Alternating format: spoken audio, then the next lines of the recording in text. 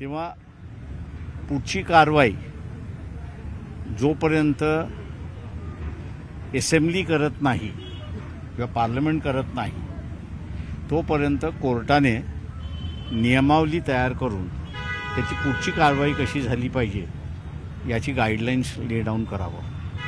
त्या संदर्भात असं कोर्टाने मान्य केलं आणि 29ला हिअरिंगला ठेवलेलं आहे. शासनाला त्यांनी नोटीस काढलेली आहे का तिथे आम्ही असं SITची सुद्धा मागणी करतो आहोत की SIT नेमण्यात यावी. पण ही SIT सरकार नेमणार नाही तर कोर्ट नेमेल आणि ती कोर्टाच्या अंडर राहील असं आम्ही प्रेयर त्या ठिकाणी केलेलं आहे.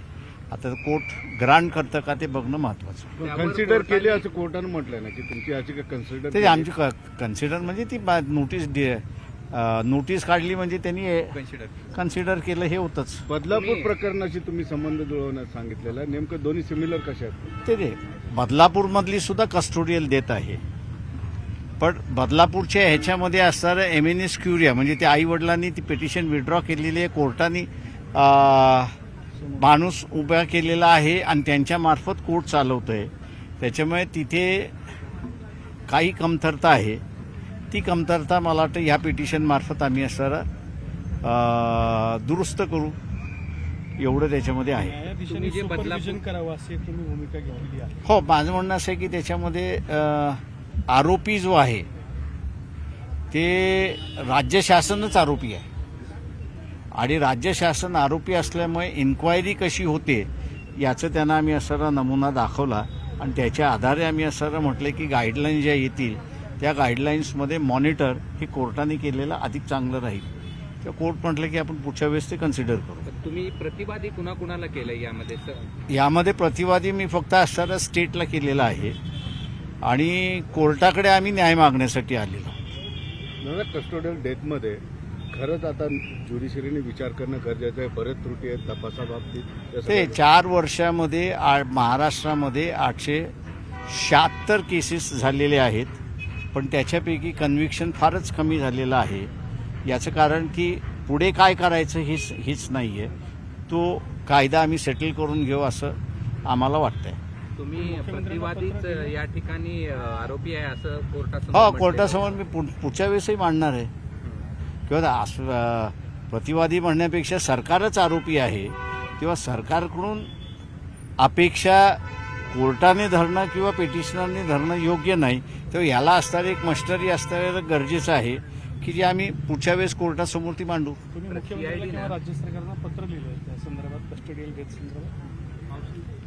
माझी असणारा देवेंद्र फडणवीस यांची भेट झाली होती या संदर्भातला आणि तेव्हा मी त्यांना म्हणालो होतो की तुम्हाला कायदा जो आहे तो कायदा पूर्ण करावा लागेल आणि तो कायदा जोपर्यंत तुम्ही पूर्ण करत नाही तोपर्यंत या कस्टोडियल डेथची इन्क्वायरी होणार नाही अशी परिस्थिती आहे. तुम्ही एक मुद्दा मांडला त्या ठिकाणी कस्टोडियल डेथचा रिपोर्ट हा चीफ जस्टिसला दिला गेला पाहिजे होता. हो, याचं कारण चीफ सेक्रेटरीला दिला गेला. ही मोठी चूक आहे सरकारची नाही. मला वाटतं मॅजिस्ट्रेट जे गाईडलाईन नसल्यामुळे चूक कोणाची आहे हे सांगताच येत नाही.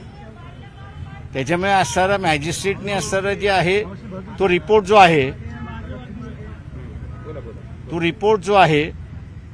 तो रिपोर्ट त्यांनी चीफ सेक्रेटरीकडे पाठवला. तो चीफ जस्टिसकडे जायला पाहिजे. तो हायकोर्टाच्या चीफ जस्टिसकडे गेला पाहिजे किंवा सुप्रीम कोर्टाच्या चीफ जस्टिसकडे गेला पाहिजे म्हणजे त्याला डायरेक्शन्स येतील. मग हे डायरेक्शन तुमच्या केसनुसार रेज होते. आता आमच्या रेस फायनल होईल त्याच्यावरती सगळं. या सगळ्या चालेल, थँक्यू. CIDनं मध्यंतरी या प्रकरणामध्ये चौकशी केली होती. त्याला आरोपी करणार आहे मी. पुढच्या वेळेस त्याला आरोपी म्हणून आणणार आहे CIDला. चलो, थँक्यू.